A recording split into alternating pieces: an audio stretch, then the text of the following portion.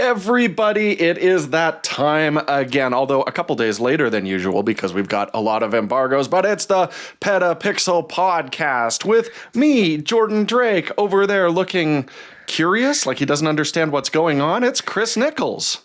And you know what? It's also Jaron Schneider. And you know what, Jordan? I'm going to ask the question this podcast if I can. I know. I have a question for you guys. What has happened? I've been usurped.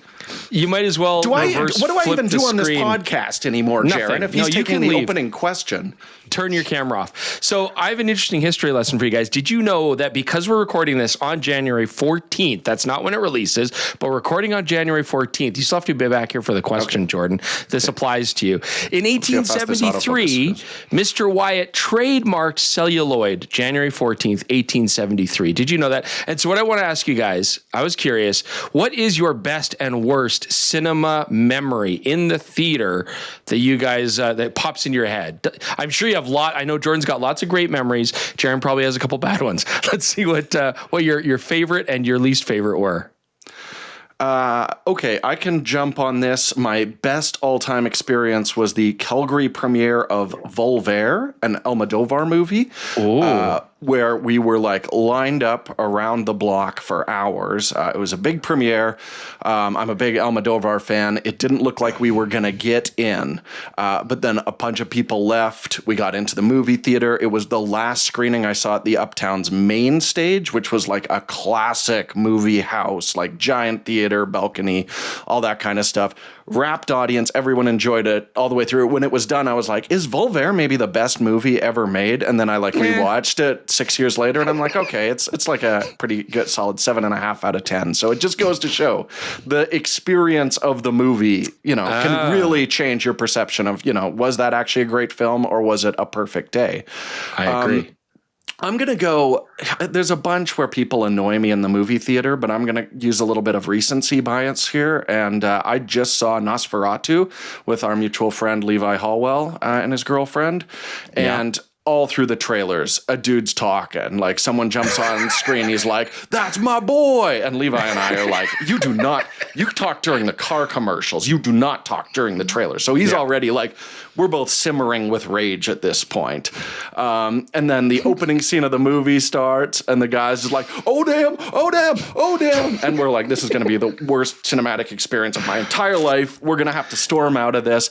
And then that movie like shut him the hell up. And it was great.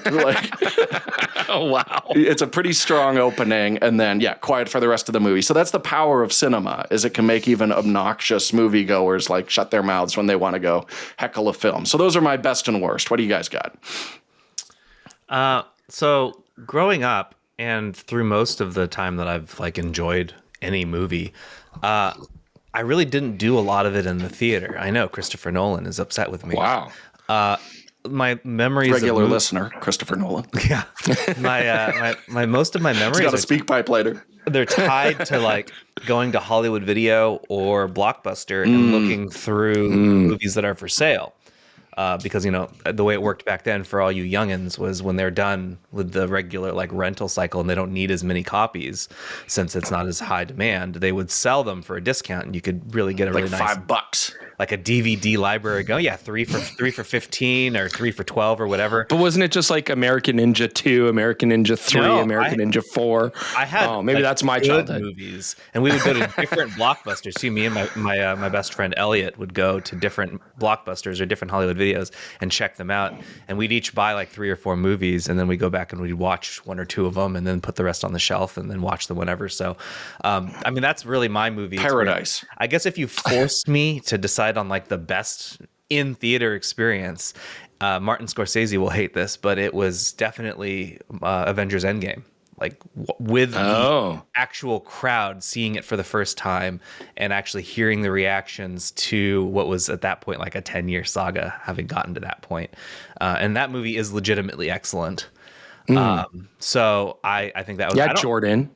I don't have any terrible experiences. I don't like the Russo brothers, whatever. I don't have any terrible experiences in theater that I can think. I think the worst one for me is when I was in high school, I went to watch Happy Feet with my then girlfriend, and our seats that were only ones that were available were way up front. So my neck. Oh, and you don't like that? No, because craning the whole time. I used to be one of those people that preferred to be up close. I just felt like the experience was more, I don't know, interactive. Your whole body to see like as a scene moves. I'm not very tall. It's easy. I don't know. Yeah, the experience is a big part. I think, I was thinking about this, and you think about what kind of visual experiences you had where it was like the environment was so good for the movie. Gladiator was really big because I was fairly young and it was like good time. It was like, oh, it's a pretty exciting experience. Interstellar was fantastic. It was a great experience. And really want to. Oh, dude, you're missing out. I still think my favorite was probably the Lord of the Rings trilogy. That would be my favorite because that was where I had such high expectations, and then you go to the theater and the expectations were met and it was amazing and it blew me away. And then I was so eager to see the next one and then the next one. So that was probably one of my best. Worst up there, Braveheart. During Braveheart, unfortunately, we had somebody talk all the way through and they gave commentary about all the characters, their sexual preferences, battle scenes. Like, it was horrible. It was absolutely horrible. But I was also thinking, a friend of mine, we used to sneak into the rated R movies when we were like 15. We'd go to the theater, you get tickets for some Disney movie that you had no intention of watching. And then you'd sneak into like, I think we saw The Hunted. Does anybody remember? That's a weird reference. It's like a Christopher Lambert ninja samurai movie. Terrible movie. No. Great though. Awesome fighting. So bad. But we snuck into that and watched it. And then we got caught trying to do it again. I think watching The Crow remake or something like that, which was really bad, like the bad scene. Anyways, we got caught and we got stuck watching The Madness of King George. They were going to kick us out. But we said, we'll go watch The Madness of King George. And actually, that was a pretty good movie. So in the end, I guess that ended up pretty well. But yes, how does anyone get caught doing that? I can't remember the last time I saw an employee pass the popcorn section. I think an adult, I think snitches end up in ditches, man. Somebody snitched on us, and they're like, "Hey, these guys end up in a ditch." Yeah, we killed them. Yeah, they're dead. We killed them. And I think you really buried the lead on this story, Chris. Yeah, and let that be a lesson to anybody else. Like, just let the 15-year-olds watch, right? Now, now it's streaming. Kids watch terrible stuff they shouldn't watch. But, we have to respect celluloid. It was trademarked on this day, 1873, and look where it has brought us to today, especially Jaren's experience now shooting film. So it all comes full circle. We have an interesting podcast for you guys today. Lots of cool stuff. DJI's got a new drone, and it is very exciting. We played with it. We definitely want to talk about that. Nikon's got some news. Custom Z9s with weird thermal blankets heading to the moon. Nikon is doing a really good job of getting their cameras up into the extremes of human exploration. Canon has some more SanDisk shade, and I know Jared loves that, so you'll definitely want to hear about that. But they may also follow Nikon and start moving manufacturing out of Japan. Is that because they're having some cost problems? We're going to find out. Adobe's generative AI in Lightroom and Photoshop. This is a horror story. You are going to watch this. And we've got... There is some body horror for sure. Yeah, there's it's like Cronenberg straight up. And then Leica announces this brand new SL3-S. We're going to talk about that today as well, because that goes into today's main story, the L-mount Alliance. It formed in 2018. Is it still worth investing in? You guys are going to want to stick to this. We've got a lot of very interesting and very scandalous news coming up. So stick to it.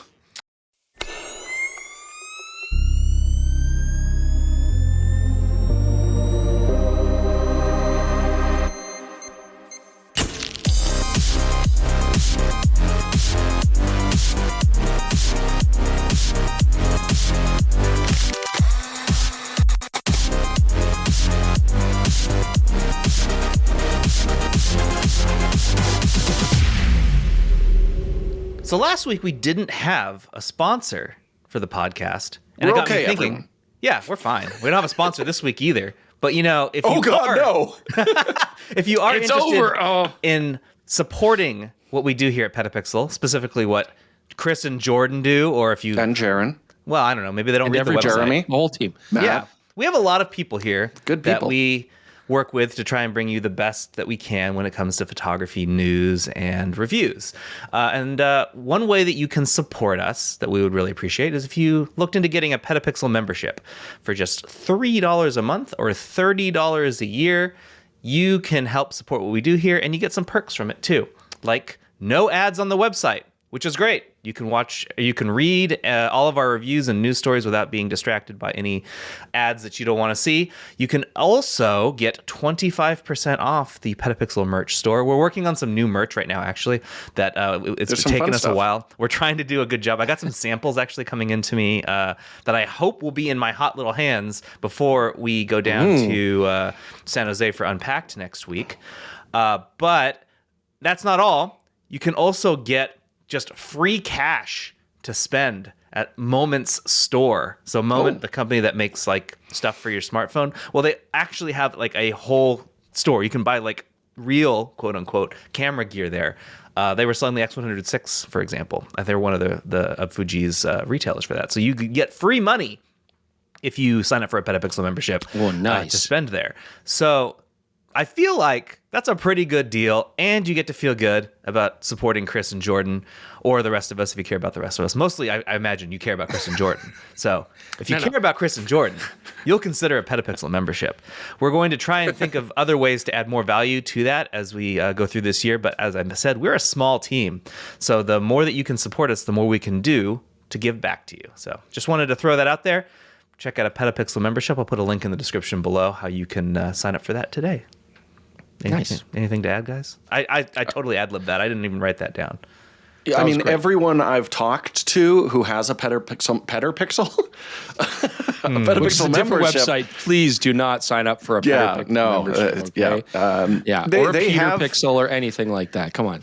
They've all said, like, outside of just, knowing they're supporting us and everything like that, they are just in general happier, and they don't know exactly what to place that to. So if you're looking for just a better overall sense of well-being that, you can't actually quantify in any meaningful way, then yes, grab a PetaPixel membership and get happy today. There you go. All right. Well, now that all of you who are listening to this have signed up, we're going to move on to our news stories this week. And as Chris mentioned at the top, DJI announced a new drone. It's called the Flip. Jordan's got it in his hands. It's so bitty. Without the battery on it. It is. Well, I don't want it to talk at us, because otherwise I would unfold it and it would be like, what do you want to do, in many different languages, which you can never really predict. nice. It talks to you, though. It's your friend. Yeah? Was it fun to use? Yeah, it's got voice commands. It's actually, it was very fun to use, and that's pretty interesting. Like, I was thinking about it. There's a lot of drones on the market. DJI just seems to do such a good job of making the experience straightforward, convenient. I mean, one of the biggest moves they did was like, a couple years ago, where they just made the GPS tracking really accurate. So you crash rates went down, and issues with losing the drone off in the woods went way down and stuff. I mean, basically nil. And so that was a really nice experience. And I've used those drones. I mean, use the Zoom, for example. It was really cool. But then now having the ability to launch off your hand, having the ability to use voice commands, automated features, automated movements built in that you don't have to do manually, like it just does it for you. This makes it easy for anyone to use. And of course, the small size means you can also pretty much use it anywhere. Yeah, that was exciting for me, so Chris could get footage of himself, if he's just out on a shoot or whatever, or I could as well, grab some quick B-roll or whatever. But we had that ability before with the Neo, but I was just like, we're never using a Neo because it's shooting the standard DJI profile, which is super punchy. You can't do anything with it. No slow motion support. I like that slow motion. So this is just a much more capable image maker. It's got that larger sensor as well, the Type 1 over 1.3. So I think it actually hit the threshold where the quality was good enough, but we also had the automated features where if you look at like a Mini 4 Pro, Jaren, help. Model numbers. It's the Mini 4 Pro. It's the same sensor. Same sensor on that, but not having all of those automated modes. And just blades. having like... that was the thing that makes it like something that is fascinating about DJI is they've managed to, like, people just say like, nobody can compete with DJI because their technology is so great. Well, that happens to be because they can't stop innovating. Like it's like they're physically incapable of not trying something new. The design of this drone is completely different than the one that basically became ubiquitous, where they like folded the legs under and then back. Then it became like this rectangle. Everyone copied that. And now they essentially just threw that out the window. Here's a different one that looks like a ceiling fan attached to a brick. and it's not necessarily like I would say it's not necessarily smaller even than the designs before. Just a neat design. Yeah. It's better for what they were going for. The prop guards are built in. Yeah. It's basically the same size as the remote control when you fold Yes. it down. So it's perfect. You can just drop it into either or slot in the included bag I'm there. wondering if that was by design. They're just thinking like if you get these two things the same size, they can fit together in a pocket. Oh, Super 100%. portable. Yeah. Yeah, I mean that's one of the advantages here is you can take it anywhere with a couple batteries. Doesn't really weigh much at all. Yeah, very exciting. And Jordan, Not you great mentioned and the strong. battery. You mentioned the battery life was not only very 31 good, minutes. Yeah, but Yeah, 31 also you max. could charge it very fast.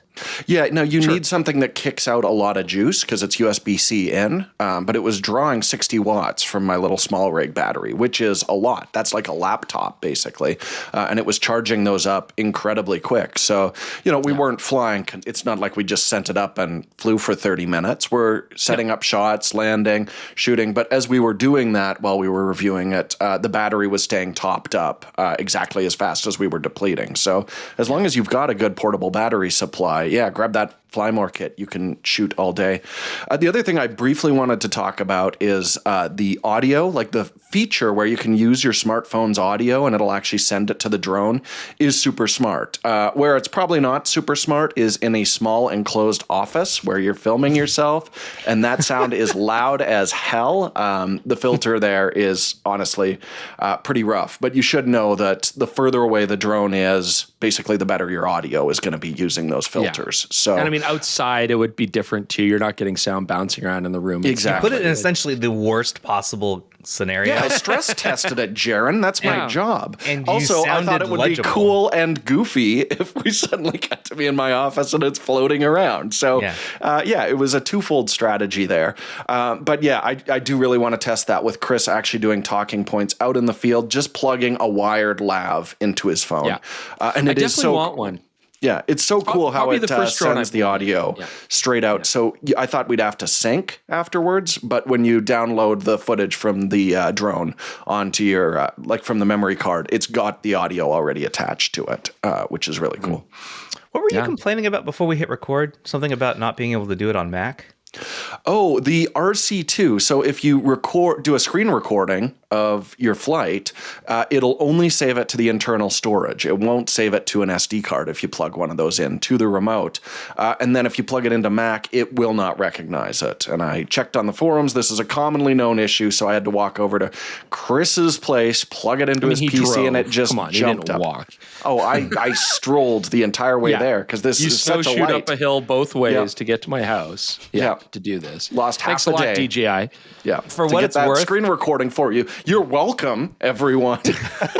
For what it's worth, there's like mixed usability experiences across the board. So like on iPhone, it's fine, but then like on Android, there's the store doesn't actually have DJI apps. You have to. Oh yeah, you have to that's right. You have to sideload do them. it. Yeah. So it's just like it's not quite all the way there, but at least hey, they're not banned right now, and it doesn't look like they're going to get banned anytime in the near hope not. future.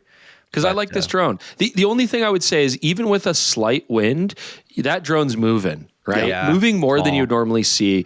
So obviously battery life is going to, although it's excellent battery life with some wind that is going to drop quite a bit. It looked like it was working pretty hard to keep itself stationary even in a very light wind. I mean, and this is something experienced with others. Like I haven't used the Neo, but we do use the Mini 4 for the shop. And it's like, yeah, there's days where you basically have to say, I don't know if we really want to fly this, or we're gonna get maybe a quick run and our batteries are gonna be out, and I mean, again, I'll be paranoid the whole time that it's gonna take a dive. So that's one thing I would consider. But I still want one of these. I think on the river, this would be fantastic. I mean, even if you're not a creator, like if you just want to make your own fun stuff, I could see an angler, for example, or a mountain climber. Anybody doing something on their own where they fish for a second. Yeah, I mean, not everybody fishes, although they should. That I could see being like a really easy thing to carry where it's not weighing you down, it's not a burden, and yet you could be on a mountain stream and just do some cool movements automatically. That's even without the controller. Like you could straight up just take this small device in your existing bag with an extra battery and your phone, which you always have, and you could just do circles and rocket movements and droney movements and stuff like that just to show the landscape you're in, and that would be instant production value and really cool. Yep. Really cool. All right. Well, if you guys want to know more what they think, make sure to check out their video. They publish it this week. Well, they published it today as of our recording, but by the time you're hearing this, you can say old news. People have moved on to our second news story, probably. Go watch it. So we're going to move on and talk about something that Nikon displayed at CES this year. That was last week. CES was last week anyway. They showed off the custom Z9 and this thermal blanket that they have developed to send their cameras to the moon, which is pretty neat. We have some pictures that we got from CES that take a look at it. Nikon has a pretty long and fun history with NASA, and it's kind of neat that they're still continuing that, especially since like Nikon and Canon were both a little hinky on moving to mirrorless for such a long time. It's nice that Nikon's essentially first like serious mirrorless camera is actually being used by NASA now. Yeah, you saw like D6s, D5s, D4s up in the space station all the time. So clearly there is that background with just using their professional 35mm stuff for this. But it makes sense. I think the blanket is cute as hell. They should just make replicas of it and sell them. I want my space blanketed Z9 with a big old bulky grip on the side so I could use it in the winter. How much could one of these things cost, Jaron? Like $80,000 or something? Yeah. So give me one. No idea. Absolutely no idea. I need it. I am a YouTuber. I'm wondering if we'll see this at NAB this year too. I really am curious what Nikon does at NAB this year, especially with the whole red thing. Last year was kind of like haphazardly quickly pushed together into one thing. We'll see what they do this year. But yeah, neat stuff. I think we're going to find out. Yeah, because the goal is to go to NAB this year. So anyway, if you want to take a look at that, link in the description below. Here's a story that kind of ties into what we talked about last week about how SanDisk is not my favorite memory company. SanDisk... That was much more restrained than last week. No, everyone the blood drained from your face. You were trembling with rage. I just the don't crusade like it. continues. I don't like it when a company just does not seem to give a crap about their customers. At any rate, last week, Canon put out a notice that still photos taken to 3 of SanDisk's most popular SD cards will likely corrupt if you try and use them in the R5 Mark II. When we reported on this, Canon was like, please go check out SanDisk's website for resolution instructions. We went there, and in the resolution section, which was a nice big bolded title, there was nothing. It was blank. It's like buy a Nikon. Like, your resolution was too bad. I checked more recently, and they did actually update the resolution section, but now they're essentially saying you can apply for a warranty replacement. I am not sure what happens if you didn't keep your warranty card or if the card is out of warranty. Right.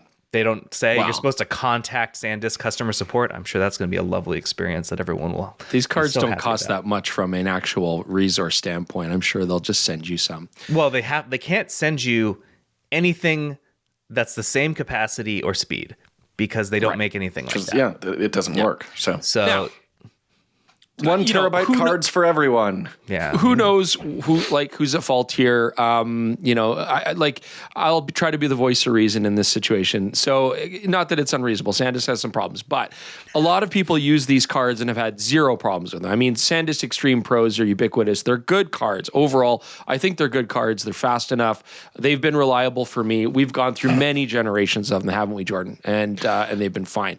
So what I would say, and I think this is very important, is this isn't like in a vacuum. There have been certain cameras that have certain incompatibility issues with other brands of cards too. And this can be a real problem because obviously the consequence is you lose files. So I think it's super important that if you are looking to invest in some cards, because some of them get really expensive, especially if you're getting really fast cards to use for pro use, definitely make sure that if you're going to invest in them, that you test them with your camera gear before you go on a shoot. It hasn't really stung us too bad, but there have been situations where you don't have a card or you need to get a new card right away. You go to the store, you buy it, pop it in the camera, only to find that like something's not working right. And that's not always because of a bad one-off piece of equipment. Sometimes it is just an inherent incompatibility. This is also why it's always important to update firmware as soon as you can. Keep on top of that. But definitely test out cards. Find ones that you like and that you trust and that work with your brand of camera properly. This is not such a big problem for most people. It certainly is for our kind of line of work. You definitely don't want to be mixing, go from a Canon camera and then take that same card, put in a Panasonic, same card, put in a Fujifilm. That can be really problematic. You generally want to keep a card formatted for each brand of camera. So, just things like that as a PSA is important to keep in mind. Yeah, I mean, I have here the Sony G series, like their non-tough card, which we were unaware until we had an issue, are incompatible with a lot of the Panasonic mirrorless cameras. So we did have multiple corrupt video files. But we're great in everything else we've used them in. Yeah, exactly. I mean, I'm still using these guys today. I just don't plug them in the Panasonic. So yeah, this is not unheard of before, but it is certainly coming at a time when, like Jaron said, we're just suspicious of SanDisk at this point. It's one more issue on top of a pile of other issues. So that's why I think this is a little more egregious than just that incompatibility that we have seen before. Well, Canon also seems like they may be deciding to move their manufacturing out of Japan, more of it, whatever they aren't currently doing there. As a reminder, this story got us to remember that Canon actually shut down the factory that made their compact and point-and-shoot cameras years ago. That was based in China. So if you're wondering, is Canon going to get in on suddenly everyone's wanting a compact camera again? They're physically incapable of doing so. They don't have the facilities to manufacture those. So that was a reminder that came from this story that Canon is considering outsourcing its camera manufacturing, similar to what Nikon did. They moved to Thailand, right? Yep. For their camera manufacturing. They do still Other companies got to the Philippines is quite common. Yeah, lenses are still, a lot of them are still made in Japan for Nikon, as I'm aware. But it depends. Yeah, it depends. I mean, the important thing here too is to remember. So I learned two things from this. First off, more importantly, is that Canon it's their small printers, like printer production and lower end digital cameras. They're going to move out. What do you think they qualify as a lower end digital camera? I don't know. I'm going to say below R7. That's going to be my guess. Everything below there is going to move. So R6 is a low end camera to them? R6 would be above because that's a full frame. And R5, is above. Yeah, I mean, yeah. The other thing I learned is apparently fabless is a term. I didn't know that. We want to go fabless. Oh, I've been described as fabulous for many, many years. You are the opposite of fabulous. I guess you have less you're fab, Jordan. As in to be less fabricating, I suppose. That was interesting. So there, I learned you new generations with all your cool words. I mean, if you're waiting for your G7X2, we might have just solved the mystery on those colossal back orders here. But yeah, I do think it makes, as the article really goes to show, it's that everybody was caught downscaling back all their entry-level production. They did not anticipate the demand. And it's going to take a long time to wind it up, and most of them will just be like, well, it's not worth it, because I suspect this is a fad. So yeah, Canon might not be the company to, rest your hopes of a point-and-shoot revival on. Yeah. So Canon lost $8.2 billion in total sales for cameras, copiers, quote, multifunction devices. I don't know, is that a remote? And printers. This was stuff that was being made at that Zhuhai plant in China that they closed in 2022. So they closed it because they were losing money over multiple years. Right. And so right after they did that, the year before they closed that plant, the digital camera market hit like an all-time low, with global digital camera shipments dipping to just over 8 million units, which is down from 120 million units in 2010. So it was then low. It exploded afterwards. Yeah, and now things are looking really good. Actually, there's a story maybe we should have kept that open. Yeah, I mean, there's a story that we wrote recently that Japan's demand for cameras has been enormous. Even in December, it was 120% of what it was the previous year. year. So And for a lot of compact, affordable cameras. yeah, which Canon can no longer make, at least not with the facilities they used to have. Maybe they could change things if they wanted to, but that's so expensive. So, yeah. But yeah, they may be moving some of their production outside of Japan just to keep costs down too. So there you go. There you go. Two more stories, and one of them like bleeds directly into our main story. So we'll do the first one is that I have been particularly hard on Adobe and their generative AI. Your Similar to axe is Crusades very in one ground this week, Jaron. It's not just this week, over a period of time. And it's because Jared's fighting on two fronts. I expect better from companies that are selling us products and then raising prices or getting rid of the affordable options for people while doing so at the same time. Adobe is doing that. So when a photographer that I have been following on both Threads and now Blue Sky, where I've moved to, I'm not on Threads anymore, pointed out that he was using the generative fill tool to remove stuff. Like it's in Lightroom. There's just like a button now, like a heal tool that you can use to remove things. He was selecting some reflections in a photo of a seagull, and those reflections, two of them disappeared and one of them turned into a Bitcoin. Sweet. And that just to me is the definition of jumping the shark. Like this tool is comically unpredictable. It got so much worse at the end of last year. One of the things that I pointed to was like I was desperately trying to do a background replacement so that I could reposition Chris's arm with the 135 millimeter from what was that, Viltrox? Viltrox. Just for the YouTube thumbnail, because you gotta do specific stuff for YouTube to make it look good. And so I was trying to move this camera around, and in order to make it like larger and tilted, I needed to like kind of clean some of the background up. And none of Adobe's tools, including content aware fill, were just like not working. And the generative fill was giving me some very funny results. Can you promise to put those on screen at this point of the podcast if people are watching on YouTube? Yeah. It really wanted Chris to be holding something, and specifically animals. Chris's Eldritch Nightmare arm, which is like his strong hand from Scary Movie, is like just needing to hold animals. Actually looks like, all right. I consider Looks it a like a fairly normal, human anatomical. It's like a 7 out of 10 arm. But this is also cool. And How did you get your hand to bend that way? To be fair, that dog was getting really annoying. Like he's obviously stealing the spotlight. He's like trying to take. I was just mad at the dog. I was like, "Whoa, Get out of hold the lens here." yeah. But the second time, it actually did a somewhat better job with my hand. It did put a glove and make it tiny. I don't have big hands, but what am I holding? It's like a mix between like a duckling and a frog and maybe like a platypus. Yeah, like if you look at it really quick, it looks like a duck. But now that this is the first time I've really paid attention it's horrifying. to it. What is face? It doesn't even have a beak. It's so weird. I think that your face goes well with it. Like, what is this? What did I find?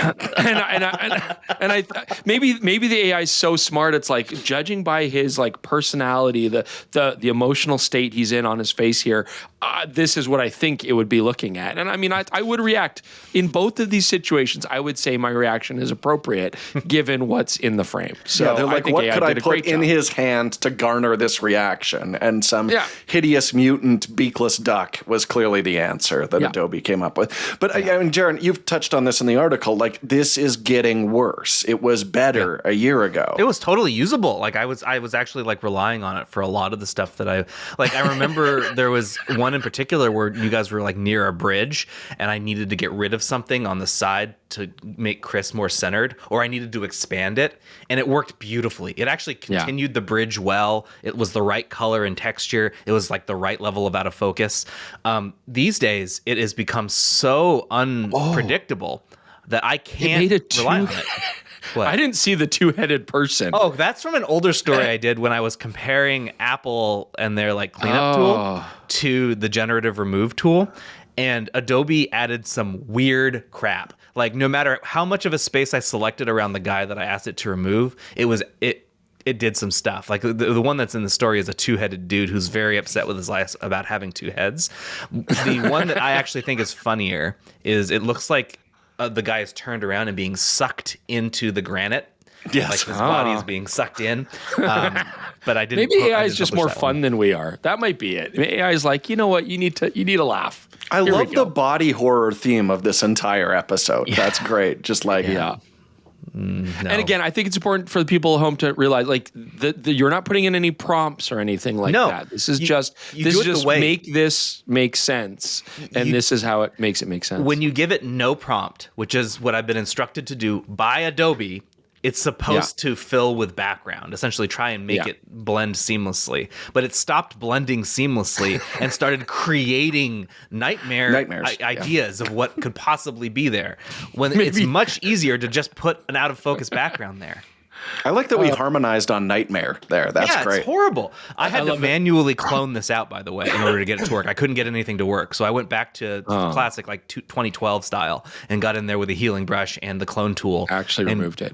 Actually did it the correct way. That's why it's worked. But like, I like this comment from Catlin. Maybe the seagull had dropped the Bitcoin coin. yeah, the Bitcoin one to me is just Yeah. is an absolutely perfect example of where we've gotten, where a circular reflection, Adobe's like, yeah, you meant You know what? That Bitcoin, looks like right? a coin to me. Yeah. We're like, we can't quite fit a Zuckerberg face in here, so let's do something perfectly round and throw a Bitcoin I think in. it would have been a better photo if it replaced every single specular highlight reflection with a Bitcoin, like a seagull, just like. What about just any form flying? of currency?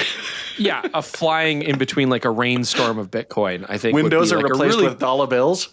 yeah, really a poignant, like, message, artistic message about our current society. Don't like But, it. yeah. Hate it even. Well, you know what? In 5 years or 10 years, who knows, or even shorter, it's going to be seamless, and all our joyous complaints will be like, I miss when it put like a weird creature here. Now it's like, Chris, here's something to think about before we move on to the next thing. I don't like to think. We've actually gotten close to the end of what we can train AI on. Like, there's been we reported on this before, but it looks like we've run out of training data. Oh, it hasn't got to my Google history yet. Just wait. Well, I saw there's the more to article learn. on PetaPixel this week that they're like, if you have any unpublished YouTube videos that we didn't have access to before, we'll pay you. Please let us train our machine on your 'cause bad they're episodes. So bad you couldn't even release it. Yeah. Yeah, they're out of training data, and we've also seen that when you try and train AI with what AI has, it devolves quickly into just like noodles of color. I like the badness. inbreeding allegory people are using. Yeah, and it happens very quickly. So you can't train AI on itself, and it's run out of training data. So your statement that it's getting better, I don't think it can. You don't think so? I don't know. CES had AI girlfriends, and I've been saying multiple times on this I saw podcast, that. that's coming. I think it's that's funny. coming. I think it's funny that that's the one thing where we're that you've headed. brought up Yeah. from CES, period. Like, you Birth haven't said rates, anything else. 0. The phone And, toaster was cute. The phone toaster was man. cute. I think that's a legitimate thing to talk about. But the AI girlfriends, which I also saw, I think Engadget or The Verge did like a here's how it works sort of thing. They're horrifying, That but booth they won't must be. have been special. Ugh. All right. Let's Wash talk your about hands, people. Wash your hands. Let's talk about the latest L-mount camera. This one's from Leica, and it's an SL3-S. Give us some top level stuff, and then I want to ask you guys some questions about L-mount. So you don't have to go too much into detail, since we will have a video that folks should watch instead. But brief overall thoughts. Oh, why don't you go first, Jordan? Okay, so basically we had the SL3 launch last year where they debuted a 60 megapixel sensor, and I thought that made a ton of sense. If you wanted a 60 megapixel chip and a focal plane shutter, I'm sorry, Sigma FPL, this was the only game in town. So it was a really capable portrait landscape kind of camera. Saw some upgrades to the autofocus on it, but the problem is, and we've said this endlessly, that 60 megapixel sensor is wonderful for photo. It's too slow for video. And all kinds of manufacturers have found different ways around it, whether it's binning or cropping or whatever to get usable video out of it. But here they've just gone like, what is the most tried and tested full frame sensor that's a good hybrid option? And it's that 24 megapixel that we've seen since the A7 III. We've seen it in the S5, then the S5 II from Panasonic added phase detect autofocus. So here we've got the first Leica 24 megapixel camera with phase detect autofocus that's capable of doing full width readout up to 30 frames per second. Chris, how useful do you think that is? Go. Well, so that's why I wanted you to go first, is like the only statement that I really have. I mean, yes, it is useful to have a lower megapixel camera that might have a faster readout speed, a little bit better autofocusing performance. It's look, I mean, anytime you play with one of these SL cameras, you're like, yeah, it's beautifully designed. It handles well. It feels good. I like the menu system that Leica does. The Lycons are really cute. The Lycanography that they use, customizable, all whatever. They're very good functional bodies. They have nice EVFs, 5.76 million dot EVFs, all great. My main issue is still the same issue that I would have with any of the SLs going way back, and that is, when you look at other Leica products, they're novel, they're unique, you don't have a lot of competition, they're expensive and prestigious, but they are unique products, right? When you look at the SL line, you're basically looking at Leica's interpretation of an existing mirrorless camera. This is going to be very similar. We're going to draw allusions to it. Everybody is to the S5 II series from Panasonic. And obviously there's a partnership there. There's a lot of shared gear and equipment. And so I'm still left with this feeling, yeah, it's sexy, they're very rugged, the menus are nice, the EVF's nice, but what am I paying this premium for? You'd have to really love the brand. You'd have to really love the body design, because otherwise you're usually better served getting a more affordable Panasonic or Sony or whatever it is that these are competing against. And so I don't know. And, it kind of makes me think, and maybe this is getting ahead, but it kind of makes me think, well, what is Panasonic going to do this year as far as new photographically, angled hybrid bodies? Will they? Or will they? Sure, I don't know. It's do or die for the Panasonic S series at this point. Sure. But this is basically copying. I know copying's the wrong word, but yeah. Well, it's competing against the S5 II, which is not a new camera anymore, right? And so, yeah, for context, that's a sub $2,000 camera right now. There have been some nice sales on them. The S5 IIX, the more capable video body, which I would say this is actually more competitive with, because they're both giving you ProRes and raw video and stuff like that, is now going for $1,900, and the Leica is going to launch at $5,300. Oh my God! For a lot of people, I'm like, if you want the Leica experience, get an SL3, and for less than the price of a Leica lens, you could also get a Panasonic S5 IIX and have your capable video body there. I think that's going to make a lot more sense for a lot of people. And as we're going to talk about here with L-mount, I mean, you could buy Leica glass and put it onto a Panasonic body if you want to have the same optics. You can, a lot of the Panasonic bodies now have a lot of the Leica colors, color science. I mean, one thing I would say about Leica is their color rendition and their black and white rendition are beautiful. I do like the look of it, but a lot of that can be mimicked now on Panasonic bodies, for example. So they have a Leica monochrome profile. And it looks very similar, as we saw in our black and white profile test video that we did. So yeah, I mean, again, Leica users, people who enjoy the Leica brand and have the funds for it, don't care. And that's great. That's fine. And I hope it finds a market there. But you just can't in good conscience be like, this is a good value for the dollar. And I would totally recommend this over the Panasonic series. I'm like, no, I mean, S5 II is a steal. It's a bargain. It's a great camera. Anyways. Yeah, I mean, essentially, the big advantage is it has a CF Express B slot, so that's what allows it to do some of the internal recording that's a little high data rate. But an S5 IIX, if you're okay plugging an SSD into it, like I have here the little Lexar Portable Go that we've talked about on the show before, like you could just hook this thing here into the side of a Panasonic camera and capture essentially that same thing. So I don't think it's that much of a difference between the two. So the SL3, I think there's absolutely a place for it. High resolution, focal plane shutter L-mount camera, but the SL3-S is a tougher sell. It's a tough one. And it kind of leads into our main story here today, which is like, it's a big premium to pay to get a little bit of interesting, video capability that you don't get on the S5 IIX, but it's a big premium to pay. And on top of that, it kind of makes you wonder at a price like this, like, well, should I just wait and see what Panasonic's going to come out with? But is L-mount even worth investing in anymore? And that's really... is it worth So the L-mount Alliance was formed in 2018. The L-mount itself was created in 2014. Yeah. And so APS-C it's 2025. originally. Yeah. So it's 2025. I have a list of all of the L-mount cameras that exist. FPL, FP, Lumix S9, S5 II, S5. Lumix BS1H, the boxy camera. Right. S1H, S1, S1R. Then there's the Leica SL3, SL2S, SL2, SL Type 601, the Ronin 4D from DJI, the Blackmagic Pixis 6K, which I don't even know if it's available yet, and then the Just Blackmagic Cinema Camera 6K. That's every L-mount camera made in more than a decade, which doesn't seem like actually that many, especially since the L-mount Alliance has like, I don't know, what is it, like 47 companies in it now? Yeah, and then you might say like, oh, like there's a lot of companies that are invested in L-mount, but they're not all making gear for said L-mount. Yeah, you know, it's one thing to be a part of it. It's another to actually then make products for it. So Leica, Sigma, Panasonic, Lights, which is just Leica, DJI, Samyang, Astro, and Blackmagic. Samyang and Astro haven't done anything since joining the L-mount Alliance. I feel like that was 2 years ago. So should you, let's say you're moving on from a DSLR, or you're buying your first full frame camera, should you invest in L-mount today? Is there enough here?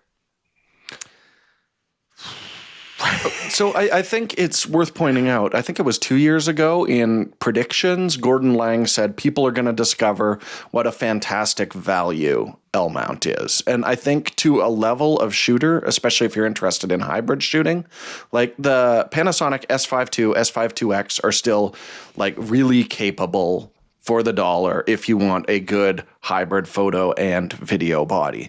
But then we look at the rest of all of those cameras that you rattled off there, Jaron. We've got some dedicated video bodies, which honestly, I think a lot of those, they're just going to be using the L-mount as a base to slap a PL mount on it and use, dedicated video glass. They're very niche cameras with some odd limitations, like the Sigma without a focal plane shutter, the Leicas being extremely expensive options, and the older Panasonics have really the old old DFD autofocus that is not usable for a lot of types of photography. So what they need is, I think they've got that kind of entry mid-level, like that S5 IIX is a compelling option for it, but they need like a higher end. What is their competition to like a Sony A7R5, a Canon R5, a Nikon Z8? They need that camera in the lineup. And if I were to guess, I'd say Panasonic is the only camera manufacturer who could pull that off, but we just haven't seen much from them lately. I mean, Leica can pull it off, but their mandate is to make very expensive cameras that are for a very small market, and that's clear. And they're not apologetic, but they shouldn't be. That's just what they do. But, this kind of brings us to a few statements we've talked about with L-mount before. And when we say L-mount, we're primarily talking about brands like Panasonic and Sigma, right? Because those are the real big players, especially photographically. Leica's in there, but they're not moving a ton of glass and bodies. Every lens that Sigma makes, they make it an L-mount. Yeah, which is great. And so that's one of the pluses. Maybe we'll start there. One of the big pluses of L-mount is Sigma, because they are making fantastic glass. You could argue a lot of the Leica lenses are Sigma optics, right? Redone. So it's like they're making fantastic optics and they're not expensive. And so buying into the L-mount, one of the big benefits you'll have is access to Sigma's lenses and then to some degree Panasonic's. And I like Panasonic glass. This is where people start to hate on me. And I like their glass. They make some really nice optics, but they do tend to be more aimed for breathing compensation and for video work, which is great. But, photographically, they're fine. You can absolutely take beautiful photos with the Panasonic glass. It's fine. And Sigma, you have that as an option. So lenses and optics aren't a problem. Panasonic, one of my main complaints has always been their cameras are definitely aimed at a video user or a hybrid user strongly. And I feel like they've kind of given up the photographic thing. And the S9 was cool. Why haven't they followed up with an S9 with an EVF, for example, right? To kind of corner that market or something like that. So we'll see what they do. You really are left in a position where you're waiting to see what Panasonic's going to do. And it's tough to invest in a mount when you're still waiting to see what they're going to do, unless you're looking for an affordable system like an S5 II, S5 IIX. Then again, though, you got lots of competition from other brands. Right? So what is Panasonic going to do? I feel like their main strength is that they make really good hybrid cameras. And so it does limit the market that they can aim at. I don't know if they're ever going to make a dedicated camera for photographers in a really strong way. I don't know. We'll see. Well, I think basically the features that make for a good video camera often make for an awesome photo camera as well. Sure. Like the Nikon Z8, the Canon R5 II are great examples of this, where it's like, yes, we need that faster sensor for video capability. Oh, look, our autofocus and burst rates for photo have also dramatically improved. This is great. So I do think we definitely need to see some of the big sensor advancements that we've seen recently come to L-mount, because essentially we're looking at like the 60 megapixel sensor that came out with the Sony A7R IV. I think that was one of the first videos I did for DP Review. So like 7 years ago, I was sick and testing that camera. It's been a long time. The 24 megapixel sensor in the SL3-S I just talked about, has been around since the A7 III. It might be modified a little bit for phase detect autofocus, but we need to start seeing some of the cool stuff we're seeing in other mounts work its way over to L-mount, or it is going to stagnate. Because basically it's like a mid-range creator, I'd be like, oh, S5 II, great option. There's some affordable Panasonic glass for you if you want more detail. The Sigma lenses are super sharp. Great option for that. Every other type of person, I would be like, well, here's some other options and other mounts I can really recommend to you. That's the problem. That's what I mean. I mean, a video shooter wants autofocus that's going to stick on the subject while recording, even if you move the camera, or the subject is going to track them smoothly. And that's not that difficult to do, except maybe for Fujifilm. But, ouch. But, what a dig. Oh, damn. But, a wildlife shooter, a wedding shooter, a sports shooter. And I know there are people using Panasonic bodies and doing a great job there, and all the power to you. Absolutely. Everybody's different needs are slightly different. They're able to work around things. But our Panasonic's phase detect AF is a great change. That was a really important thing for the S5 II. Is it on the same tracking level as Nikon, Canon, or Sony? No, not yet. I don't think so. Nope. No. So, then a wildlife shooter's like, okay, well then going into it, I have to know that. I'm not going to get necessarily the same hit rate, the same capability if I go into it compared to Canon, Nikon, Sony, they've really all been playing off each other to the point where they're really having a very healthy competition right now to make the best cameras. And I think that's great for the consumer because you've got lots of good choices. Panasonic's just kind of that outlier, and everybody knows it and everybody feels it, except when it comes to video. So that's their strength. That's where they're pushing, but it further alienates a larger market. One thing I asked you to do, Jordan, before we recorded this, I asked you yesterday, just out of curiosity. I didn't get the sense that L-mount was moving that much stuff. So I asked you to go see what's stocked at the camera store. Not what's selling, what's stocked. Like, because I want the idea to be like, I'm in New York, I need something, I'm going to go to B&H and I can go pick it up and buy it. Or I'm in Calgary, I need something, I need to go pick it up and buy it.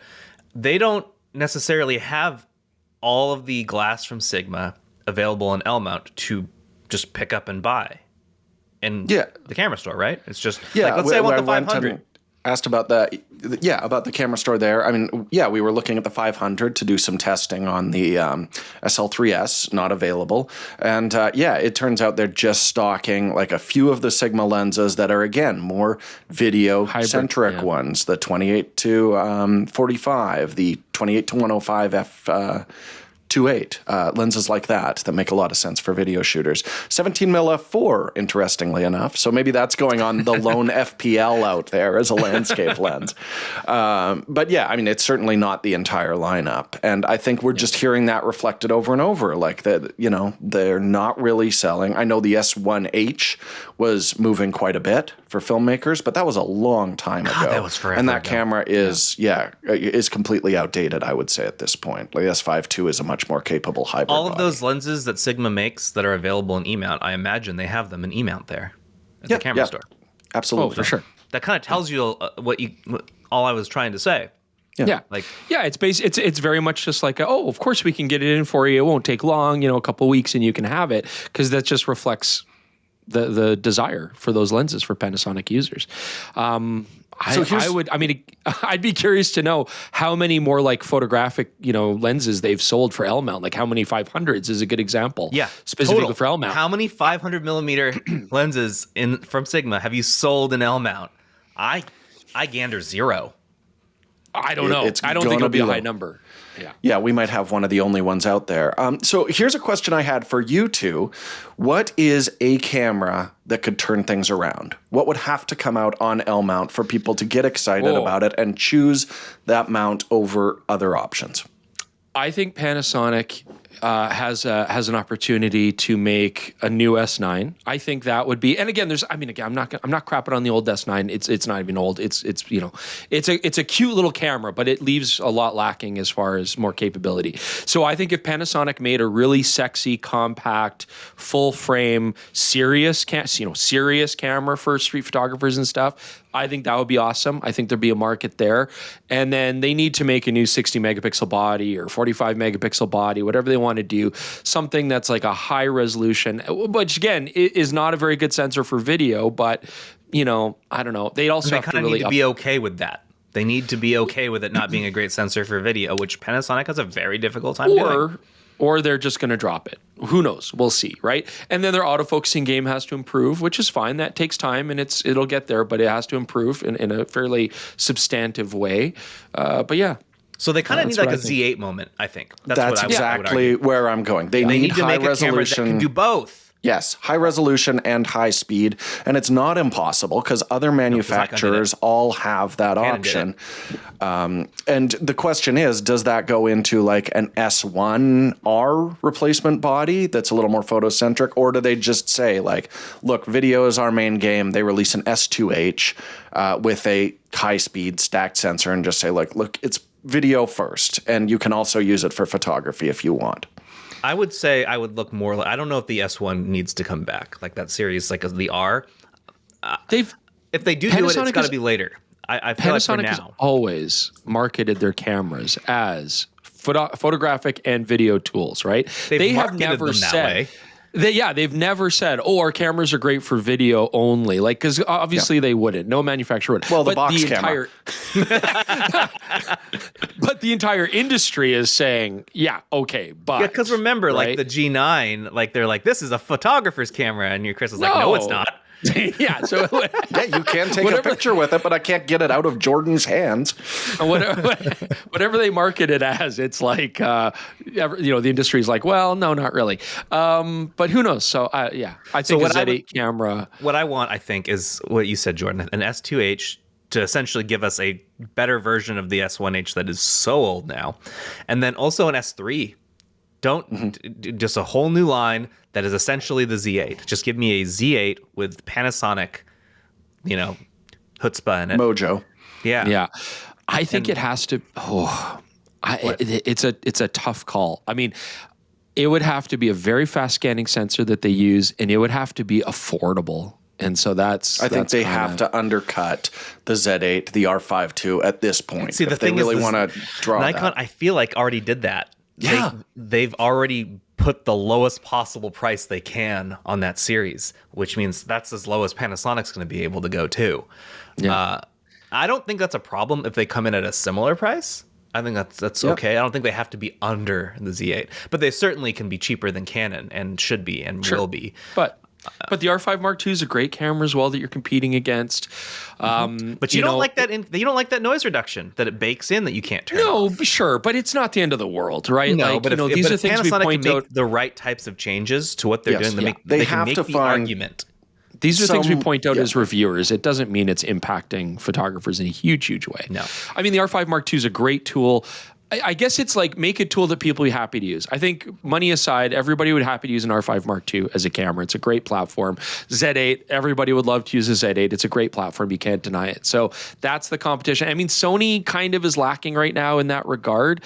And we'll see what they come out with if they come out with something as well. But that they usually make a pretty big splash. We'll see this year. Maybe they're going to be more conservative this year. I don't know. What were you going to say, Jordan? I'm sorry. I feel like we cut you off when Chris and I were bickering at each other there. No, I was just kind of saying like they have to find some way to segment it separately from like just saying we have a competing camera to the Z8 and the R5 too. That's not, in my opinion, a super compelling argument. I mean, even if you want to say, look, we've got a bunch of Panasonic glass that's optimized for video.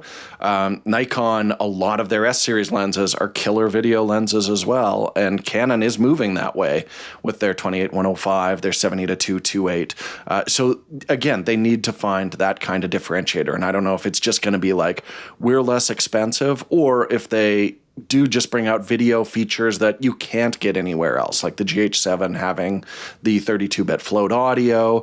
If they can find out a way to do, oversampled 4K in a full frame, things like that. They've got to find ways to differentiate it. And everything I'm saying is video related, because those are the only things I can think of where Panasonic has a massive leg up over everyone else. And in every other case, they're kind of playing catch up. All right. Well, what do you guys think, those listeners? What would you want from L-mount to make it like, ooh, I'll invest in L-mount? I'm curious to hear what you think. Put those in the comment section below. And with that, let's move on to what have you been up to, Jordan? Mine will be really quick because I had a very busy work-filled week and weekend. But my wife got a little drink fridge in my office here, so I now have access to drinks mid-podcast without having to go upstairs. I'm very excited about this. I can choose every sip. Do I want soda water? Do I want a little Coke for energy? Options out the wazoo. Yeah, look at you, the little beverage. Is it like a breast milk fridge or is it like a mini bar fridge? I mean, it's a little Frigidaire. It looks like a washing machine, actually, so it could be either or. It doesn't specifically say breast milk fridge or boozy booze fridge. So I can't say. I think it's a versatile fridge, but I'm very happy about it. How much breast milk do you have in that fridge? Just curious. No, I don't care.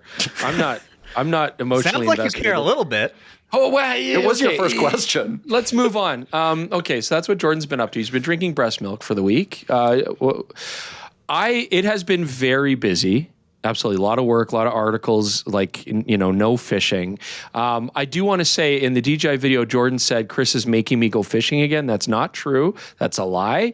I said I could get up and dress up in fishing gear. We could go to the river. And he's like, yeah, okay, let's do that. So I need clarification. Okay. All right. Context on that. I initially pitched heading out to my old farm and shooting some motorbikes with the drone. And Chris responded to it like I asked him to self-immolate. No, that's also a no. I said, yeah, and then later you said, what if I go fishing? I could tell that's what you wanted to do, so I rolled with it to minimize conflict. Self-immolation in the middle of winter is not a bad idea. Anyways, the only thing I have had time to do separately, we had a Christmas party for the camera store. That was pretty cool. We got to go to that. That was fun. But I've actually been watching The Day of the Jackal, which is pretty cool. I mean, I'm a gun nut. The original movie was fantastic. The accuracy is terrible, but it's actually a beautifully produced series. So this new Day of the Jackal series, Eddie Redmayne, of course, fantastic. Lots of great actors in this. So yeah, I recommend it. It's a fun little limited series. It's not over yet. Still waiting to finish it. Who's it produced by? I have no idea. What's the streaming service? I'm seeing it on Global, so I think it's like Stars or something like that. I don't know what that is. There's no words. Man, Eddie Redmayne, how you have fallen, my friend, from best actor to Global Canada broadcast. Well, no, that's just the streaming service in Canada. I mean, but let's say, I think he won an Emmy for it. He was certainly nominated. But yeah, it's a smart, fun, kind of pulpy thing. And if the original movie was really good too. If you've ever seen it, it's fantastic. And this is not the original movie. It's a totally different story. But, I like it. It's good. I recommend it. All right. I'll close this out. Over my, there it is, left shoulder. Can't tell with the way that my camera's set up. There are 2 new red models that I finished. There's 3 red blobs. There's two red blobs. 2 big red blobs. One right here. This is the best one right here. If anyone can tell from just by looking at the outline and it's out of focus, I'll be really impressed. You can tell me what model that is. But that I started working on when I took off for my birthday. So that was on January 19th. I finished both of those models 2 days ago. So December 19th. Yeah. What did I say? January 19th. December 19th. Future Jaron was busy. Oh, sorry. I didn't even hear myself. But also, I'm now scripting a video I'm going to do that I'll shoot next week while we are working on some other stuff. So congratulations. I may tie you guys in while we're there, too. Absolutely. So it's not just me. It's pretty cool. But we'll get to that when it comes. I think that'll publish a couple weeks. So hopefully I can finish shooting it when we're out there. I haven't started yet. All right. Tech support comment time. I'm going to mush these together. This one is never read the comments. And I put this in here because it relates directly to what we talked about last week, which was like our audience of listeners, who they are. And it's Big Trouble Jake says, I haven't finished the podcast yet at the time of writing this comment, but so far I think Jordan hit the nail on the head. I'm on the younger end of the 18 to 25 age bracket, and people aren't necessarily looking for good image quality. Whether they realize it or not, I think one of the main things that attracts people to point and shoots is the look of the harsh and direct flash. Smartphone, quote, flashes really don't stand up to them in any way. I think people also like the contrasty look of older point and shoots. A lot of the cameras that friends are using for this are hand-me-downs from their parents that got used to record their own childhood.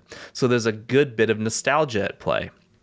Also, the orange date timestamp has definitely become part of the look that some people want to recreate. This I will not stand. Okay, continue, Jaron. I do think that having a dedicated camera is also part of it. From what I've seen, it is mostly girls or women using these cameras, so it's pretty easy to pack a small point and shoot into a purse or bag that you're already going to bring. They're a bit tired of using a sterile phone camera, so having something physical that they can mess with, pass around, and show off also seems to add to the appeal. Weird. That was exactly the appeal back then, too. The bad image quality can also hide some imperfections. Smartphone photos also tend to lack contrast, where these cameras just have tons of it. And it reminds people of either their childhood or photos that they've seen people at clubs or partying from the early 2000s. This is the niche that Kodak and Yashica cameras are trying to fit into. Purposefully bad quality and contrasty, but small and simple with a proper flash. More elaborate, complex point and shoots are definitely also becoming popular, but I do think a lot of that is from photographers. There does seem to be an influx of people wanting to take photography more seriously, and so these seem like a good stepping stone for them. So he's kind of divided the two sections. Finally, there's also a subset of well-off people that want the point and shoot look, but want something more impressive or feel like they need something more capable, even if they aren't going to push it. I'm not saying this is bad or anything, it's just what I've observed. I do think new models of cameras like the G7X or the RX100 will come out, but it does take much longer to develop them, and they're much bigger risk business-wise, so the companies may have needed more time convincing that they should actually invest in these sorts of cameras. P.S. A lot of these cameras get used when you're out with friends or at like a dinner party. So I think this main use case for these type of cameras, and that's why the flash aesthetic is so important and just can't be emulated with a phone. We agree with each other. Yeah, I mean, absolutely right. It's just funny that all the issues that are now desirable were things that were actively bad back in the day, like were negative things, right? Everybody was like, ugh, every time you use a flash, everybody's got red eye and their faces look stark and I don't like it. And that's where all this work went into having the ability to have a smartphone where the shadows can be filled up and brightened and lower the contrast and not have to use flash. And so it's funny, date and time and stamp was all eliminated, with easier EXIF data applications and stuff. And so it's just funny that that we're back to it. But yeah, it's a look. It's cool. I'm surprised that the smartphone manufacturers haven't had more foresight and jumped onto this to make a old school point and shoot filter, where it puts the date and time stamp on and it makes it look That's what like apps are for. Yeah, sure. Sure. All right. Well, this next one is an email that is related to last week's discussion as well, so I tossed it in here. It's from Monty from West Palm Beach. Please thank Chris and Jordan for all they've been doing for all of us. Thank you, Chris and Jordan. You're welcome. Jordan. Also, please remind them that even before 10 or 12 years ago, there were revolutionary point-and-shoot cameras that seemed to be coming out every 8 months or so. I discovered an old folder of images that were shot with the Lumix DMC LX1 20 years ago. It had an 8.5 megapixel 16:9 sensor and a really nice 28 millimeter equivalent lens. So I'll put up the pictures he sent. Here, he sent me 4. So these, have an aesthetic. So you guys can't see them, but you'll see them when this podcast is edited. But everyone who's watching this will see it. I'd forgotten how wonderful the 16:9 sensor was with the ability to crop to 4:3. Unfortunately, at the time, I was upgrading cameras almost as soon as a newer, more powerful one came out, and the camera went the way of the baby with the bathwater. There is also a happy ending, sort of, as I have a mint DMC LX1 on its way to me from Japan as I write for only $159. Yeah. Nice. The 16:9 sensor was smart, and unfortunately, it was abandoned. With the modern technology, how amazing would a 16:9 sensor be today with modern technology? Anyway, my best to all of you. You're doing a great job, and Happy New Year. So I guess you can answer that question. Yeah, I mean, video cameras do have 16:9 sensors, but I would love to see more variety of aspect ratios natively in cameras. I've always said I always want my photos to be either wider or boxier. So more options where I'm doing that without just throwing pixels away would be awesome. And I do think that would be that's how Panasonic can differentiate. Give me an S2H with a square sensor, you cowards. Like a full square look sensor. that people like completely destroyed highlights and no dynamic range? Is that what we like? Because that's what I'm seeing here. I remember distinctly there was no shadow information in the LX, like up until the LX5, I think. It was like terrible in high ISO and had absolutely no dynamic range. That was kind of Panasonic's The sky is white signature. is what I'm seeing here in these pictures. The whole, but that was cameras back then. Yeah. And is that what they want now? It sounds like it. Seems to be. Yeah. I mean, I still don't want it, but yeah, it's funny. Right. I feel like we crawled out of the dark ages in a way, and now they want to go right back to it. But would you shoot a 16:9 sensor, Chris? Would you enjoy that experience? I don't know. Like a natively 16:9? No, not really. I mean, 16:9 is an easy crop. I personally wouldn't. I would prefer a square sensor, but again, a square sensor, a high res square sensor, then is going to be cropped all to hell for any sort of aspect ratio you want, right? But I feel like we're at a time now where sensors could be such high megapixels. Why not do more cropping? It's not the downside that it used to be. And it's funny that everybody was messing around with this stuff back in the day when it was a downside. But it was a cool little switch on the side, and you'd flick between your different aspect ratios, and that was really neat. I remember we were in Kyoto, and we were going down that famous alleyway, where all the shops are and everything, and everybody gets the shot of the pagoda. But I remember there's that one dude, and he was rocking like an LX100 or something around his neck, and I was just like, goddamn legend, that guy. You know what I mean? I was like, probably the coolest person in all of Kyoto. It was in beautiful shape. It was like a champagne color. It was freaking gorgeous. And anyways, we're happily married now. All right. The next one is a speak pipe from Darren. Hey guys, love the podcast. It's Darren here from Toronto. I'm a still photographer, and I've been wearing glasses for the last, 7 years or so. And I've been finding that a lot of times I will do a shoot, and I come back and look at some of the photos, and they're, slightly off center, or they're a little more weighted to one side than the other. And I'm guessing this is basically from my glasses and wearing my glasses and using the EVF, not being able to get my eye right up to the EVF to see the full frame of the image, even though when I'm looking at it, it seems like everything is edge to edge and centered the way I'd wanted it. I know the easy answer is, well, use the LCD more or take off your glasses and use the diopter, which I've tried both of those. I was just wondering if you have any other suggestions for some workarounds on this. When you're in the middle of the shoot, sometimes it's not always easy to review and see what I've done wrong. So yeah, just looking for some helpful tips. Thanks a lot. I feel like those were the tips I was going to give. It's like use your LCD more, which I think some photographers just don't like doing, which is why they don't like the vari-angle. The one thing I would say, like, you already have your camera, but if you are looking at another one, I think eye relief is a spec that gets kind of undervalued a lot of the time. And that's just like, if you're a little further away from the eye cup, can you still see the entire composition? And it might be a subconscious thing. You're like, yes, I can see the entire frame. That might be when you're really focused on it. But when you're in the process of shooting, you might be missing some parts of it. And I do know there's some L-mount and also Micro Four Thirds Panasonic cameras where you can just tap the EVF button and it'll actually adjust the size of the image, making it possible to see the whole frame when you're a little further away from the EVF. That might be really useful for you. But otherwise, I don't have a clear-cut solution. Yeah. This is a tough one reading this because, Darren's saying a few things like he's looking through the EVF and he feels he's able to see the edge and centered the way. I mean, centering shouldn't be an issue, even if you don't have proper eye relief. You should be able to still center a subject properly if that's kind of, the goal you want, the overall balance of the composition. And I do like to compose in frame, which is to say I like to try to get my composition as accurate as possible through the viewfinder, even to the point where I'll take extra care if I have the time to really try to, get everything exactly in the corners, and I really kind of take my time and look for it. But when I'm shooting quickly or on the street and I don't have time to do that, I do tend to try to shoot maybe a little bit wider than I would normally shoot, just a slight bit, so that I can crop. And I have that leeway of, maybe it's all in the frame and I'm okay, and I can adjust the composition later. That might be a helpful tip. Eye relief is very important. I feel like, though, if you weren't able to see the edges of the frame, that would make me feel like, well, I guess it depends. And you compensate for that. Maybe you are cutting off things that you didn't want to cut off.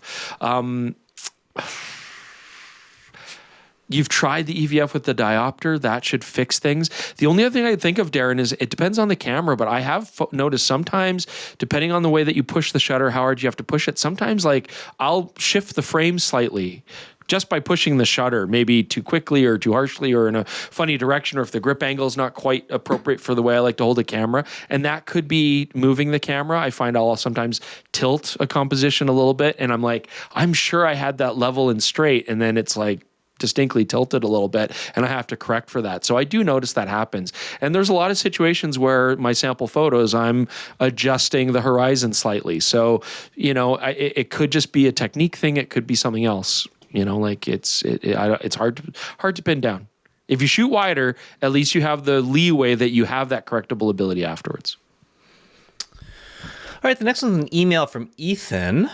I have a question for Jaren, Chris, and Jordan. What lens of any system format, era, or manufacturer has your favorite rendering or, quote, look to the images that it produces? This is, of course, separate from a lens's handling, focusing, performance, or build quality. Anyways, thanks for the great podcast website and YouTube channel. PetaPixel is my favorite link to the wider photography world, and I always look forward to new content. Thanks, Ethan from Utah.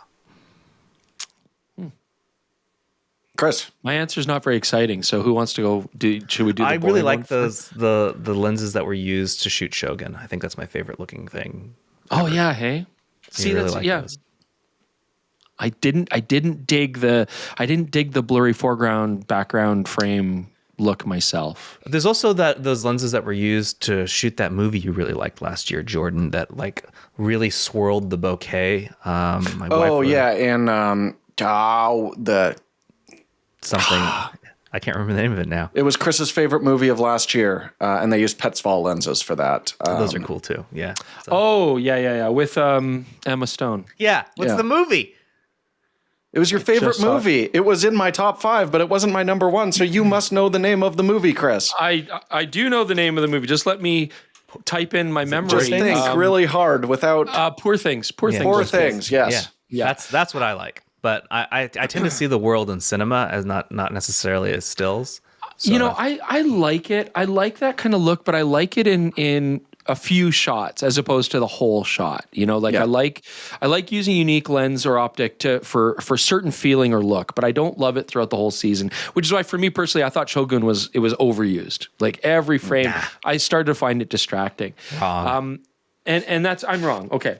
One thing that I certainly find that I pay a lot of attention to, because, we've had this conversation where Jordan will watch something like a movie or TV series, and his mind is constantly thinking about the craft behind it. And I'm like, God, that must be hell. Because how can you enjoy the story? No, I'm a pretty happy person generally. I know you are. Yeah. This is just my interpretation. I couldn't do it. I'd be like, I don't want to think about that stuff. I want to think about the story and the characters and the emotions. But I do find myself noticing a lot specular highlights and bokeh. And I think maybe that's because of the job. I don't know. But I notice a lot. Civil War. Yeah. Well, I notice a lot of TV series and movies. It's very popular to do the nighttime portrait talk where characters are having discussions and you have extreme out of focus highlights, right? So very obvious bokeh for creative impact. And so then the shape of those specular highlights is very important. And I've been noticing lately, often it's really ugly, in my opinion. Like it's really polygonal and very distracting. But I've noticed a lot lately, you're getting these sort of stretched out vertical looking bokeh. So it's like thin ovals. And that's kind of interesting. My boring answer though, I prefer my optics to be characterless. I like clinical, clean image quality that I can then go to different directions with. Yeah, like Sony, for example, or, Nikon, Canon, they're all quite clinical now. I always preferred Zeiss glass over Leica glass, for example, especially back in the day, because I didn't love the sort of Leica glow, the softness. I know, there you go. I like the Leica M lenses. You just want pomp and circumstance in all your optics, and I want a clean starting point. Yeah. Well, everyone in here has already spoken, so no, I'm just joking, Jordan. I know you even wanted I thought I was going to get in scot-free, just saying, like, when I get a sample gallery from Chris shot on M glass, it is something where I'm just like, damn, I really like that. And I don't get a chance to shoot on M glass as much as I would love to. But when I get those files, I am like, there is something to that is really beautiful. But my sidebar would be SLR Zeiss lenses. I've just always adored the look of like the ZEs, ZFs.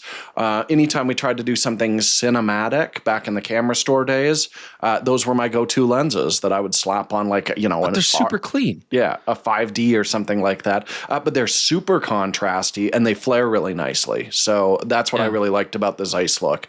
And I think that's why the CP series is still kind of based on those formulas and is still very popular for filmmaking. Yeah. But for pictures, man, Leica M glass just has it going on, baby. Yeah. I mean, this is a good question. But you know what? I would add to that, though. It's not that I'm trying to disagree with you. I don't. But I feel like when we look at modern Leica optics, they're not as characterful as they used to be, honestly. I don't think so. I think the magic is really more in the processing of the digital files. Leica has a unique look, and I feel like it comes more from the profile that they're using in body than the actual glass itself. Because I see the same look if you use Sigma optics on their cameras and stuff. So I don't know. I feel like I think your vintage M6 shots were really pretty. But I was using vintage glass. Sure. Yeah. That was vintage glass where the camera can't, have an influence on the optical look. That's film combination with, but thank you. But that was a very flat look. Like older Leica glass is kind of flat, a lot of mid-tone detail, not very contrasty, honestly, not very sharp, the vintage stuff. And that's why I always preferred the Zeiss M glass because it was clinically sharp and bright and contrasty. So to each their own. Teach their own. Each their own. All right. I'm going to try and get a couple more in here. This is an email from Dave Bell. Jaren, Chris, and Jordan, I have two completely unrelated questions. Question number one is on Nikon. With its recent refreshes of the Z6 and Z50, do you think we will see a refresh of the ZFC or Z5? The Z5 in particular is very long in the tooth, and Nikon clearly has space in its full-frame lineup below the 2K mark. The 2K ZF and the 1K Z5. Would it not make sense to put the ZF processor sensor in the Z5 body and make it the Z5 an excellent entry-level full-frame camera at the $1,500 price point? And do you think we'll see a processor upgrade to the Z50 make its way to the ZFC? It's not quite as old as the Z5, but it's now a step behind its ZFC sibling. Any chance it'll get an upgrade in the near future? Should we answer that one first? You can answer either one first. Well, because we have a second question coming up. I mean, the Z5, I think Jordan and I have talked about this ad nauseum. Yeah, it was in my predictions. Yeah, total sense. They totally should do it. I hope they do it this year. I'm surprised they haven't already. Absolutely a smart decision to make. Why not? Why not? Nikon's on such a tear right now. Put a good economical body that's even more affordable, that doesn't make too many compromises. Same body as the Z5. Just slap that 24 megapixel sensor and the new processor in. Done. Great. You've got the best entry-level full-frame camera. We did it, guys. Do I think we'll see a refresh of the ZFC? I'm skeptical. And I'm skeptical because I think we should. The ZFC is a great camera, but I don't think many people are buying it because the world is stupid. So I don't think it's selling very well. That's my feeling. And if it doesn't sell very well, you're not going to invest in it. So I feel like Nikon's kind of... I can't speak for them, but my guess is Nikon's kind of having a thing where it's like, well, we did the DF and, it got attention, but not many people loved it. And then we did the ZFC and it got a lot of attention, but not a lot of people loved it. And now, we did the ZF. And I mean, the ZF, yes, people enjoy it, but are they buying it in droves? No. And now you've got Z6 III really killing it and stuff. So I feel like I don't know. I just feel like they're kind of getting a little burned on their vintage approach, which is sad because I think it's great. The ZFC is like the most beautiful mirrorless camera, in my opinion. But I don't know. Question I don't know. two. I am skeptical. Is with Canon's R-mount and Nikon Z-mount being the same for both the APS-C and full-frame cameras in their respective lines, is it practical to be able to use full-frame lenses on APS-C bodies?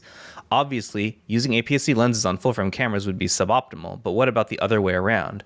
I'm thinking in terms of those situations where a user might want to carry a less expensive APS-C body as a backup complement to their full-frame camera, either as a spare or because they might want to take advantage of the APS-C crop. I'm asking because my wife shoots with an R6 and has occasionally lamented not having a second body handy and occasionally misses the crop she had on our D40. I'm wondering if an R10 might resolve both issues for her. Thank you for your time. And yes, I've happily subscribed. Thank you. Honestly, that's exactly what they are doing. And that's exactly what they intend for you to do. I mean, both Canon and Nikon with their RF and Z mount, they don't support their APS-C lineup very well at all. They really don't. So the expectation is that you're going to use full frame glass. So absolutely your wife should get an R10, R8. They're all great little cameras. Absolutely. Well, it's full totally frame, do it. but R7. But yeah, put your full frame glass on there. Absolutely. And use it because that's kind of what they're wanting you to do. There's no downside other than it's more expensive and larger glass. But yeah, I wish they'd support their APS-C lineup more so. Yeah, that's their full intention. They want you to do that. If you already have full frame glass, it makes perfect sense to put it on APS-C. What we don't love is people with APS-C bodies being forced to buy the larger, more expensive full frame glass to get the field of view that they need. That's where we really have an issue with it. But yeah, if you've got to line up a full frame glass, slap it on APS-C, get a little more reach, that might be good for some types of photography. But that is exactly what they want you to do. We're going to try and get through two more here. The next one is from Ian. It's a speak pipe. Hi, Chris, Jordan, and Jaron. Greetings from Ontario.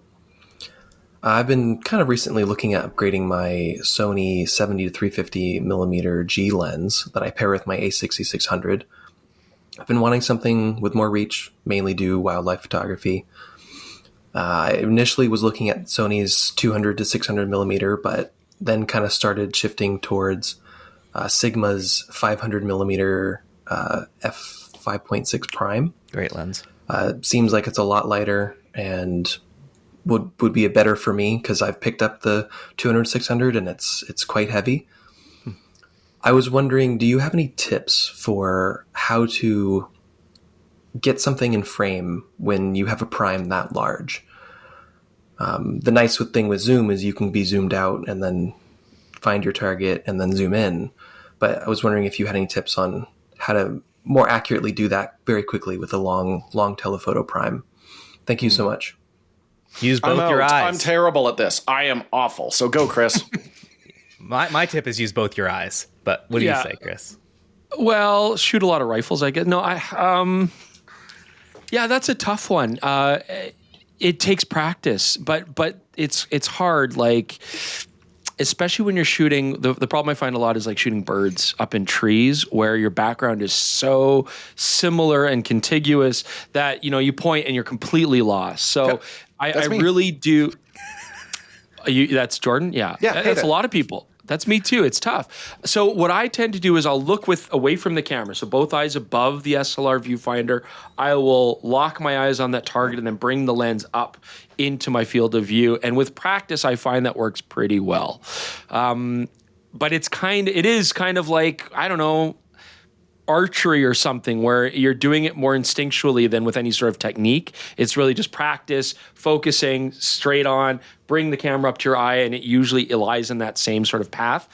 I mean, people have like red dots on their hot shoes and stuff, like OM System really markets that. Olympus. Yeah. I don't know that. Yeah, Tokina, I don't know. Maybe that works for people. I personally never found it that useful. I'm going to try it. Because I feel then you're really focusing on getting the red dot and then bringing the camera up, you're moving the frame. So with a red dot, just like a rifle, it can't move. The actual device can't move really in a big way once you've locked that in. So, I mean, if it works for you, great, but practice. You just got to practice a lot with it. I do like zooms for that very reason, right? Obviously, the other challenge with a fixed lens is not always being at the optimum range for that subject, right? Being too close or too far away. And so you have to walk or move and be quiet and stealthy, and that can be tricky. Zooms obviously give you the convenience that you can zoom in and zoom out to adjust that frame. So if I had multiple bodies, I might go with multiple prime lenses. If I had just one body and lens setup, I would usually go with the zoom personally. So my technique for this is similar to what Chris does, is you bring it up to your eye as you're looking at it, but you don't break your line of sight. Because if you look away from what you're looking at, you'll never find it again. So you have to hold it and then bring the camera up. And I keep both my eyes open, one in the diopter and one that I'm still looking at it. And that usually lets me find it very quickly. If I close my eye or break line of sight, I lost it. And I have to go find it again. And it usually takes me between 5 and 7 more seconds to find where I was. And it's very frustrating. So yeah, just lock eyes with whatever it is and bring the camera to it without looking away. All right, last one is an email from Joe. Hey there, Joe from Ohio here. Question probably mostly for Jaren. I started my photography journey with the month-long trip to Japan last summer, where I brought along a little Lumix ZS100 and fell in love with the art from there. Looks like I was hoping it was LX100, and he was the guy that Chris saw. Oh, Joe! So he's going to go back next summer, and I'm considering doing it entirely on film, as I've been shooting mostly analog for a few months now. What a champ.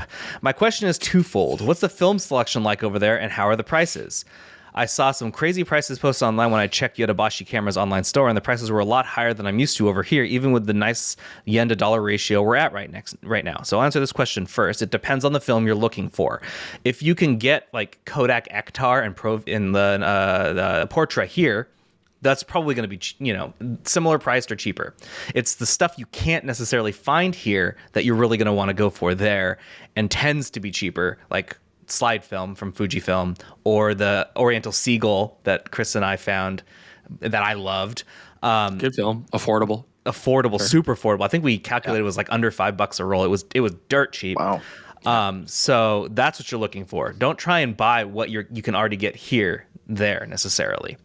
Next question. How is getting your film back to the States through the airport? Is Japanese airport security as nice and accommodating as TSA has been for me with getting my film hand checked? Deciding if I need to travel over there with a big sack of film, or if I can just bring a few rolls and buy it as I shoot over there with the Japanese domestic stocks. Thanks. The Japanese are extremely accommodating. If they speak English, you'll have no problem. But also keep in mind, you don't really need to do this unless your film ISO is over 800. You're shooting under that, it doesn't really matter. And most of the machines now, the high-tech machines, aren't even using the type of... Super strong. Yeah, they're not going to affect the film anyway. Some people will tell me to shut up and get your film hand-checked anyway. Sure. I didn't. I haven't had any problem with any of my films. I brought back a bunch from Japan. I don't find it a problem either. Yeah. The only one I ever had is, remember SFX, which was like slightly infrared sensitive? Yeah, I buggered a roll of that up, even though it was 200 speed film. So it is possible, but that was a weird film. Yeah, normal films that you can find there. Yeah. I would still personally buy the film in Japan, just for the fact that you get to try out a lot of different formulas than what you would normally have access to. I mean, the Japanese market gets a lot of Chinese films as well, rebranded. And I think China's making a lot of really good emulsions right now, and very interesting emulsions that you can't get now, in America easily. We're actually going to talk about that maybe in the future. We're doing an interesting project. But wouldn't you want to? Jared, yeah, I mean, I bought film and immediately shot it while I was there. Yeah, it's but I cool to also go into the bought camera film stores and brought some home. So that's what I'm going to do. I'm going to go buy film. I'm not necessarily going to shoot it there, and I'm going to bring a bunch of it home and stick it in my freezer. I think, Joe, really, if you're trying to avoid paying prices for analog, too bad. It's just yeah, you're in the wrong hobby. It's expensive. It sucks, and it's just expensive. It's expensive, and there's no real way getting around that. But Oriental Seagull, it's a nice black and white film. I really liked it. I'm pretty sure it's a Chinese emulsion. It's very good, and it's very affordable. I think I'm going to go and buy a bunch of it while I'm there. I really liked it. Okay. That segues very nicely, well, into the feel-good story of the week. This was sent in to me in an email by a listener/reader named Eric. Pointed us to a YouTuber named Liam Thompson, who shot almost an entire video using 16 millimeter film and a Bolex. And he was only able to do this to shoot. He had to change the film out every 2.5 minutes and also wind the Bolex every 30 seconds. This sounds miserable. Yeah, he's now in a padded room. the quality looks really good. It's gorgeous. It looks so cool. I have to like applaud the effort. I love how Jordan's like, nostalgia's a cancer. Now he's like, let's do it. I'm all for point Nostalgia's shoots and I'm all wonderful. for 16 mil. And you're like, yeah. I don't want to shoot it, but man, I can appreciate loved that the shooting the Kodak. effort Give me a looks. break. I did have fun with the Kodak. That was so a delight. your statements are wrong. You're a hypocrite, and that's fine. You know, like just He needs own a shirt up. that says, "Oh no, I love nostalgia." I'll have both. It'll depend what the subject is. Yeah, your nostalgia so- cancer's in remission, which is great. I think that's fantastic. Jaron hit me with this like right before we started recording, so I haven't watched the entire thing. But yeah, just having it playing silently while I was getting ready for the show put a big old smile on my face. So definitely check it out. It's just neat. The whole concept is he tried to live in a 1950s technology world for a week, and that And the required sound. The sound, man. Yeah, it's funny how his voice sounds when it's like in the beginning you could hear the digital recorder, and it's like that's how his voice probably actually sounds. What happens to it with like an old timey recorder is fascinating. It sounds like he's got a mid-Atlantic accent for no reason, just like, and more trouble in Crimea this week. It's amazing. It sort of explains why everyone sounds like that. It's really funny. Like there can't have been just one dude doing all the narrating back then. Just everyone came out sounding the same. That's how they taught you to speak. It was a way of speaking. It was the. Well, I'll put a link to this video in the description below. You guys should go check it out. It's really cool. And with that, that's the podcast this week. The next episode, we will be coming to you in person. We are going to go down, as I mentioned earlier, to Samsung Unpacked to see what they've got there. Who knows what they could launch? It could be any product. It'll be a film camera, I swear to God. We'll come to you with some thoughts. That podcast is scheduled for the 23rd. We'll let you know our thoughts then, and we'll be in the same room together. That'll be exciting and fun. Or car, or who knows. We'll see. Yeah. Well, all right. With that, thanks, everyone. See you next Bye. week. Goodbye. Later.